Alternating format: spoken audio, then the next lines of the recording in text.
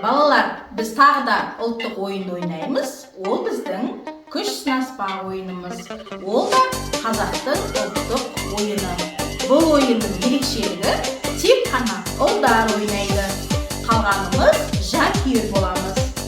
Ойынның шартын түсіндіріп кетейін. Біз бұл жерде қолдарымызды тең қойып, қолымызды айқастырып, күшімізді сынасамыз. Кім жығады, сол жеңіске жетеді. Қалғанымыз бірге жанкүйер болып санаймыз. Келістік пе? Бастаймыз, Қанекей. Бірге санаймыз. 1, 2, 3. Қанекей. 1, 2, 3 санаймыз.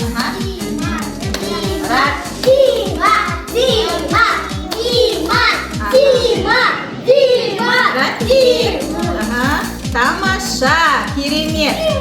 Дима жеңіске жетті. Қанекей, енді Илдар мен Ярик. Тұр, Радмир отыра ғой. Илдар отыр. Енді Ярик пен Илдар күш сынасады. Қанекей, бірге көреміз. Отыра ғой.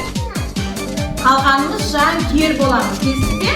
Санаймыз бірге. Қанекей.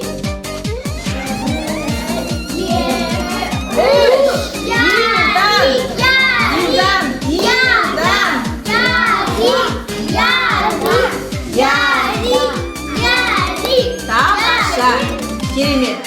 Ярик жеңіске жетті. Жарайсыңдар балалар.